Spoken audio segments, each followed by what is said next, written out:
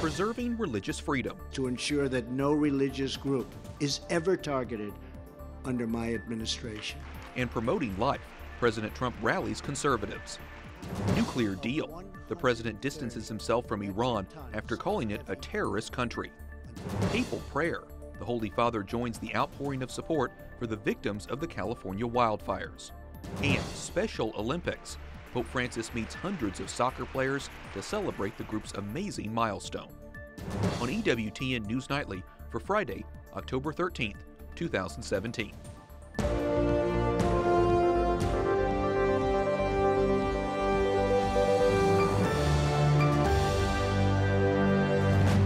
Good evening from Washington, D.C., and thank you for joining us for News from a Catholic Perspective. I'm Wyatt Goolsby in for Lauren Ashburn. President Donald Trump says the Iran nuclear deal is no longer in the U.S. national security interest, but he won't withdraw from the landmark 2015 accord. The president addressed what he will do next in a speech this afternoon. Correspondent Mark Irons has the details from the White House. Good evening, Mark. Good evening, Wyatt. President Trump won't certify the deal. He's not pulling the U.S. out of the agreement or reimposing sanctions on Iran. Instead, the president is kicking the issue to Congress and the other parties in the seven-nation accord. Iran is not living up to the spirit of the deal. So today, in recognition of the increasing menace posed by Iran, and after extensive consultations with our allies, I am announcing a new strategy to address the full range of Iran's destructive action. That strategy includes asking lawmakers to toughen the law that governs U.S. participation in the deal and fixing weak points in it. President Trump warns that without the fixes, he would likely pull the U.S. out of the deal and put sanctions back in place. It is under continuous review, and our participation can be canceled by me as president at any time. Iran's president says that the nuclear deal is much stronger than what President Trump believes. He says the nation will continue to stick to the deal, but he says that the country can change its mind. Wyatt? Mark, what have Catholic bishops said in response to the president's stance on nuclear weapons? Catholic bishops from the U.S. and Europe united to issue a declaration earlier this year calling for a strategy to eliminate nuclear weapons globally. The U.S. Conference of Catholic Bishops support the Iran deal and have called it critical to decrease the number of nuclear weapons. Correspondent Mark Irons reporting from the White House tonight. Thanks, Mark. Other countries are also weighing in on the Iran nuclear deal. 我们希望各方继续维护和执行好伊核协议。 China says the deal plays a critical role in safeguarding peace and stability in the Middle East, and Russia agrees with China, saying this move by the U.S. will hurt global stability. Now, not every country agrees with that. Israel supports the president's decision, and an Israeli cabinet minister says the best possible outcome would be for Congress to, quote, come together around new significant sanctions. President Trump says he's stopping the attacks on Judeo-Christian values. He's the first sitting president to speak at the Values Voters Summit, a national gathering of Christian conservatives. That's where correspondent Jason Calvi joins us tonight. Good evening, Jason. Good evening, Wyatt. President Trump promises to defend, in his words, our faith and protect our traditions. He ticked off his promises that he says he's fulfilled to Christians, protecting life, religious freedom, and appointing Neil Gorsuch to be Supreme Court Justice. He also jumped in once again into that controversy over the flag. President Trump hits all the right notes for these Christian conservatives. In America, we don't worship government, we worship God. We cherish the sacred dignity of every human life. We protect religious liberty. The president addressing the Values Voters Summit a week after his administration expanded religious exemptions to protect groups like EWTN and the Little Sisters of the Poor. We want to really point out that the Little Sisters of the Poor and other people of faith, they live by a beautiful calling, and we will not let bureaucrats take away that calling or take away their rights. The crowd here broke into 8 standing ovations, including when the president waded back into the latest culture war. We respect our great American flag. Many conservative Christians who helped get Trump elected say so far they're pleased. He's starting to tackle the abortion issue. I think when you look at like Little Sisters, that whole case, he's allowing private organizations to hold their values for life. The 2016 exit polls show 81% of the white evangelical voters voted for Donald Trump. Why the president jokingly asked if he could take next year off. This is his third year in a row here at the Values Voter Summit. Jason, what other highlights did you take away from the president's speech? Spoke movingly today about the heroes coming to the rescue in Las Vegas. He also spoke about people donating their time and resources to the hurricane-ravaged lands in Texas and Florida and Puerto Rico. He said the people that risked their lives in Las Vegas proved that scripture verse, the light shines in the darkness. So many important issues that were brought up today. Correspondent Jason Calvi reporting at the Values Voter Summit. Several state attorneys general say they plan to sue the Trump administration over Obamacare health benefits. The president says he will immediately halt cost-sharing subsidy payments to insurers. The money was used to lower out-of-pocket medical costs for millions of Americans and could trigger a spike in premiums next year. Pope Francis offers his prayers for the victims of the California wildfires. The Vatican's Secretary of State sent a letter to the archbishops of San Francisco and Los Angeles on behalf of Francis. It says in part, the Holy Father assures you of his heartfelt solidarity and his prayers for all those affected by the disaster. He is especially mindful of those who mourn the loss of their loved ones and who fear for the lives of those still missing. Video shows a Catholic priest rescuing the Holy Eucharist from St. Apollinaris Church in Napa. Edward Thoits captured this video of Father David Genuine. The parish is trying to help fire victims by providing food and clothing. The death toll in the Golden State continues to rise. Officials say 31 lives have been claimed in the various fires. That toll could rise as authorities search for those who were reported missing. Meanwhile, firefighters are working themselves to the bone trying to stop the blazes. One of the deadliest wildfire outbreaks in California history, still scorching the state. The loss people have had and injuries and burns. And my family in Coffey Park lost their home.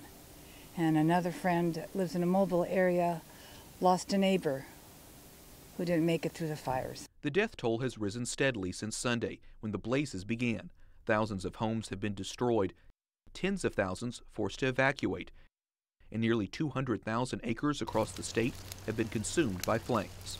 This is absolutely the worst fire I've ever seen in California. I think it's because of the amount of people that are affected. You have whole swaths of neighborhoods. It looks like a bomb has gone off. It looks like we've been bombed. Hundreds of people can't be located by their friends and family, and authorities must wait for houses to cool before they can go inside to search for the missing. Despite the presence of almost 8,000 firefighters, the biggest wildfires are far from contained. The Atlas, Tubbs, and Mendocino Lake Complex fires still only have minimal containment. Firefighters have been working for days with little rest, but despite the hardship, they're determined to continue the fight. You got to keep up with the fire so that way you can try to save homes, property, lives. Earlier today, I talked with one St. Helena, California resident to ask him how he's staying safe. Everyone's pretty much wearing that 3M N95 mask, and that's what they're recommending for the particulates in the air. But it's, you're not wearing it to bed, but you're waking up in the morning with a sore throat, with a headache. It's obviously not healthy. Tony added the smoke's impact extends miles beyond the raging fires and is even affecting his family who left St. Helena earlier this week. Protest in Kenya turned deadly. Officers shot and killed 2 opposition protesters who allegedly stormed a police station. Demonstrations have been clashing with police ahead of a new presidential election. They're demanding reforms in the East African country. Rescue crews report a surge of migrants leaving Libya. They say they saved 600 people while at sea in the Mediterranean. Those migrants are now safe in Sicily. It marks one of the biggest influxes of migrants since Italy struck a deal with Libyan authorities to limit human smuggling. The number of migrants dropped dramatically in July and August before an uptick in September. Coming up, a celebration 50 years in the making. Pope Francis praises Special Olympics during an audience with hundreds of soccer players.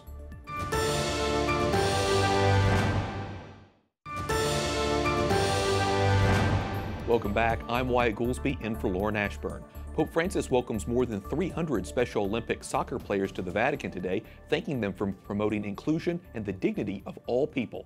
The Holy Father making those comments during a papal audience celebrating the 50th anniversary of the Special Olympics. Players from 9 European countries are kicking off a 3-day soccer tournament in Rome. Francis praises the event where athletes with and without disabilities play together.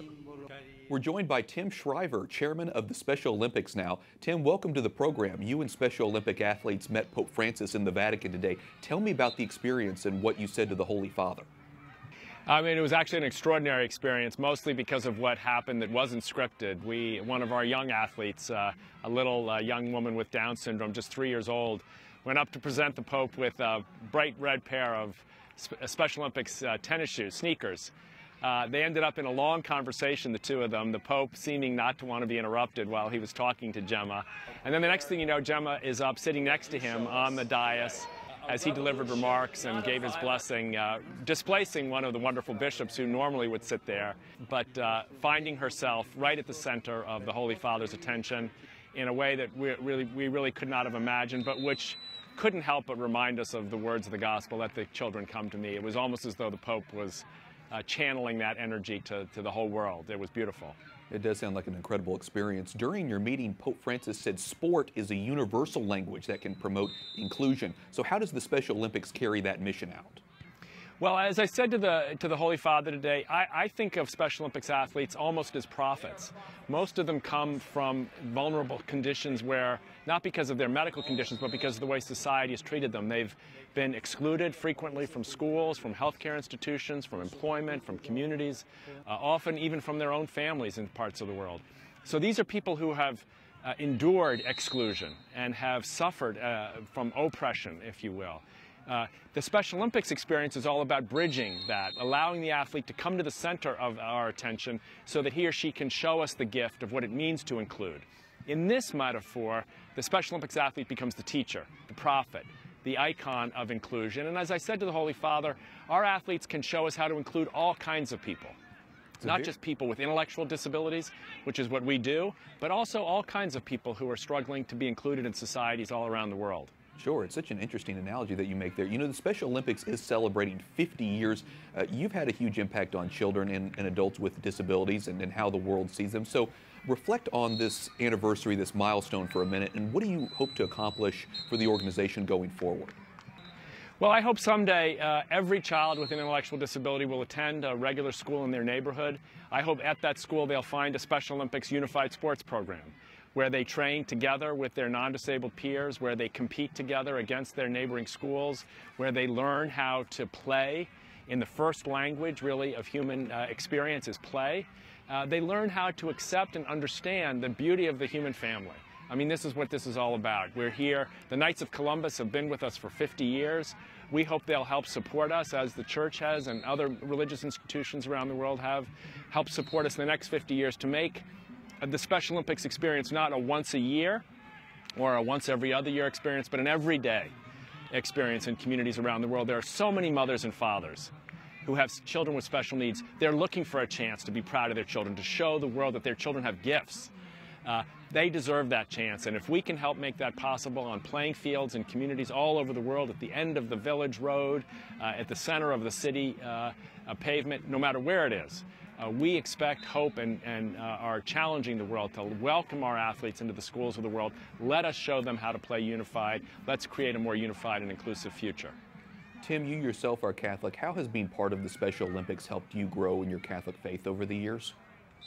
Well, I sometimes think of the Special Olympics experience as almost like an eighth sacrament. We come together, we do something that is quite ordinary, but we make it extraordinary by the power that we vest in this experience to manifest, in my view, the goodness of God. There are so many ways in which the gospel comes alive at Special Olympics, where we remember the words, "You are more beautiful than the lilies of the field," where we remember the prophetic language that God is closer to us than even we are to ourselves. Somehow, at the Special Olympics events, these words carry a life, a meaning, an experience, a feeling. And we, at least in my view, come to illuminate in some new way the power of the gospel, and I hope and believe very much following in the teachings of the gospel to try to do as as the church has taught for generations and centuries, to show the beauty and dignity of every human being. When you play your way into that, instead of just talking about it as I'm doing now, you find yourself experiencing it, not just hearing about it. That's the Special Olympics gift, to experience in some real way the meaning of being united with others in the tradition and in the message that the gospel teaches. Such an important message and an important mission. Well, good luck with the tournament and, of course, with the 50th anniversary. Tim Shriver, chairman of the Special Olympics, thanks so much for talking with us. Thank you. Thank you very much for having me. Up next, the growing influence of Islam in countries around the world and Rosary to the border. Learn more about a huge Catholic gathering in Poland.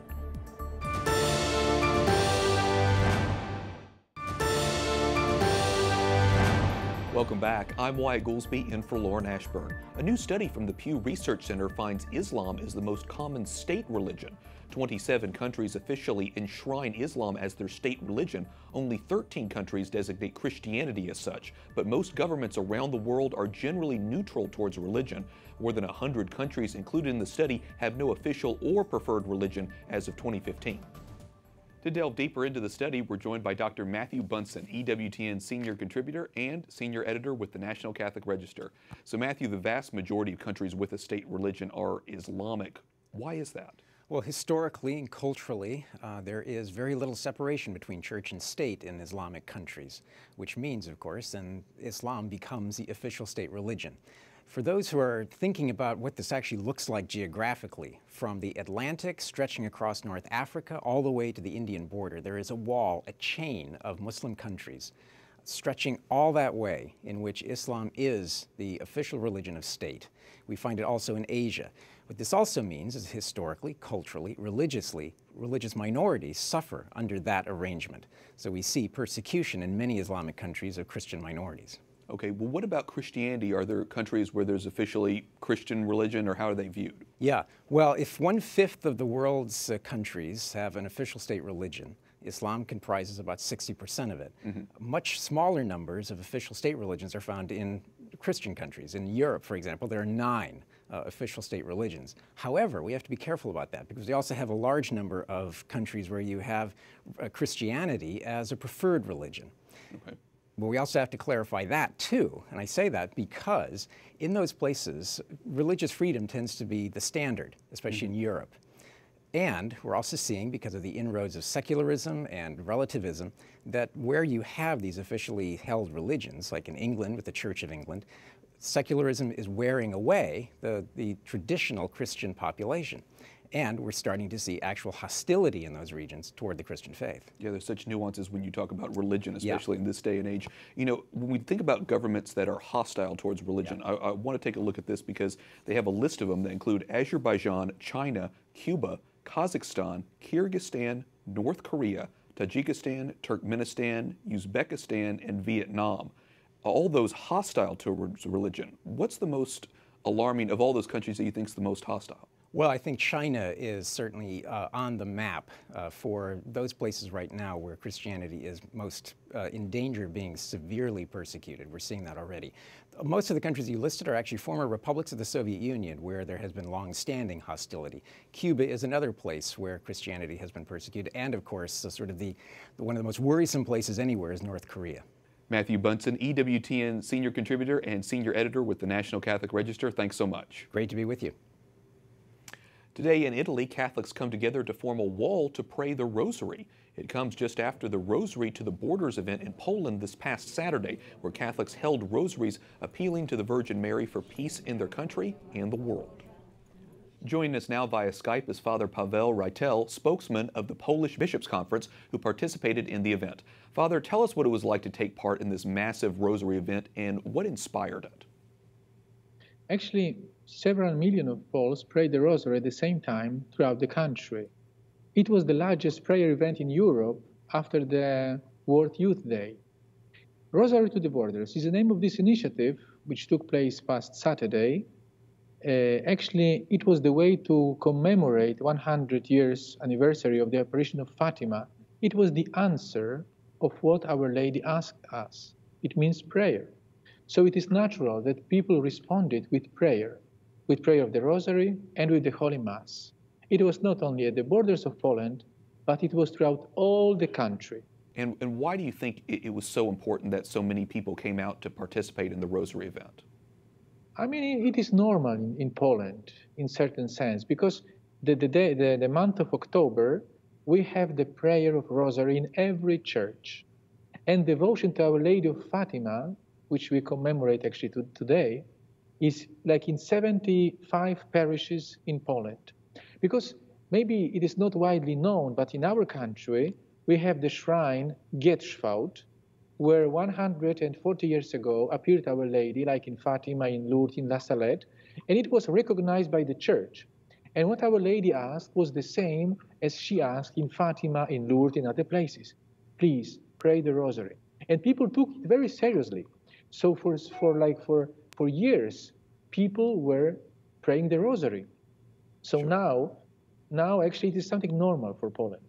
Sure, I'm sure praying the Rosary has been a blessing for so many. There has been some criticism of the event, with some critics calling it anti-Muslim, anti-refugee. How do you respond to those critics?